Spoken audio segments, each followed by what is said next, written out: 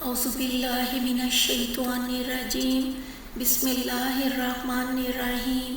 سنن ابی داؤد حدیث نمبر 481۔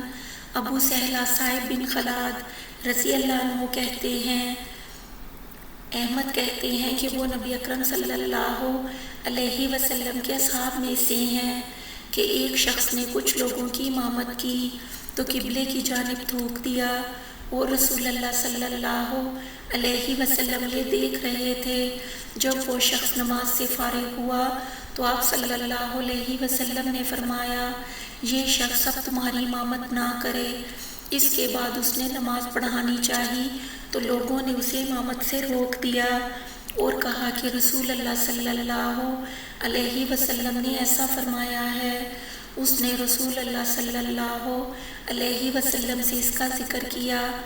آپ صلی اللہ علیہ وسلم نے فرمایا، ہاں میں نے منع کیا ہے۔ صحابی کہتے ہیں، میرا خیال ہے کہ آپ صلی اللہ علیہ وسلم نے یہ بھی فرمایا، تم نے اللہ اور اس کے رسول کو تکلیف پہنچائی ہے۔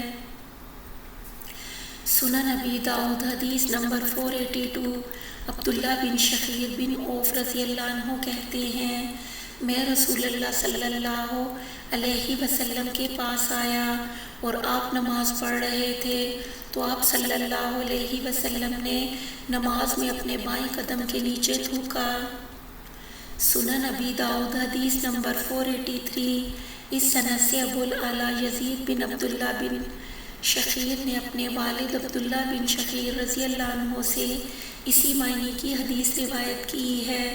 اس میں اتنا اضافہ کیا ہے کہ پھر آپ صلی اللہ علیہ وسلم نے اسے اپنے جوتے سے مل دیا۔ سنن ابی داؤد حدیث نمبر 484۔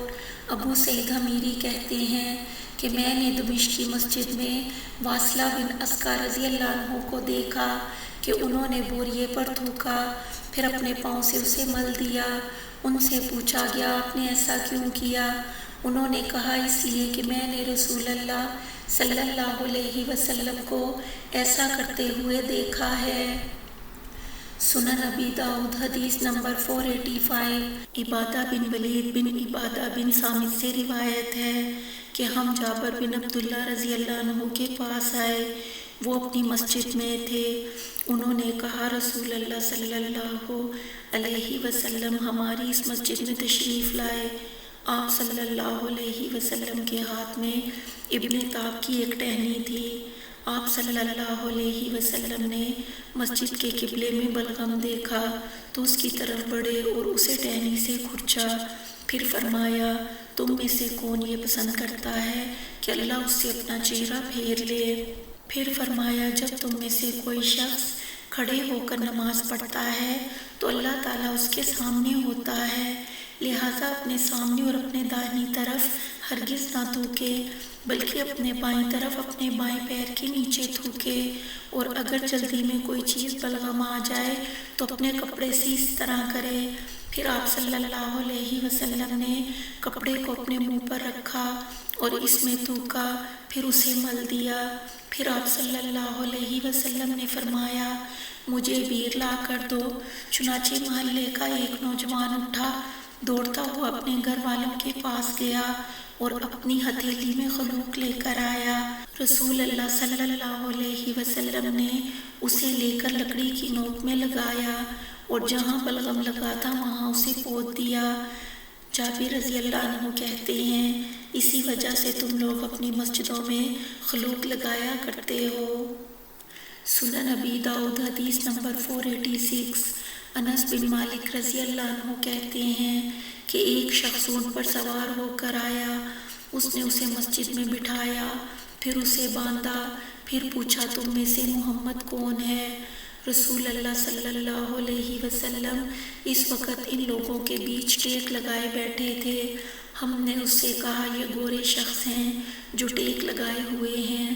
پھر اس شخص نے آپ صلی اللہ علیہ وسلم سے کہا، اے عبد المطلب کے بیٹے، تو نبی اکرم صلی اللہ علیہ وسلم نے اس سے فرمایا، میں نے تمہاری بات سن لی، کہو کیا کہنا چاہتے ہو؟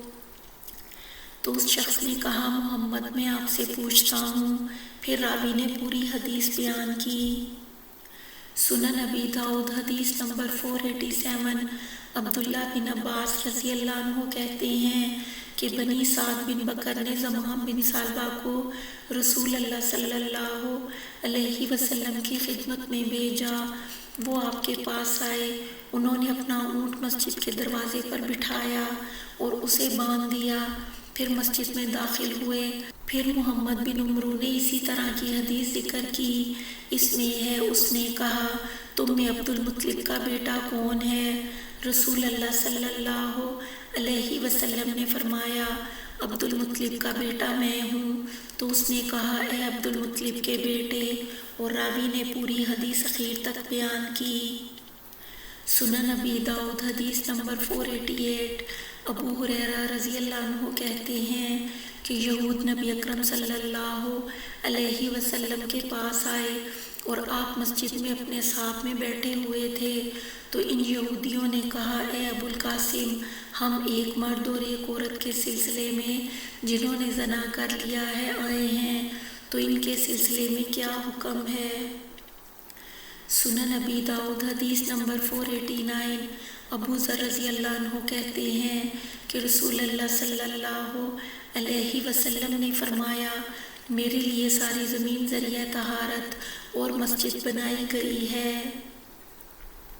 سنن ابی داؤد حدیث نمبر 490 ابو صالح غفاری کہتے ہیں کہ علی رضی اللہ عنہ بابل سے گزر رہے تھے کہ ان کے پاس مؤذن انہیں نماز عصر کی خبر دینے آیا، تو جب آپ بابل کی سرزمین پار کر گئے تو مؤذن کو حکم دیا، اس نے عصر کے لیے تکبیر کہی۔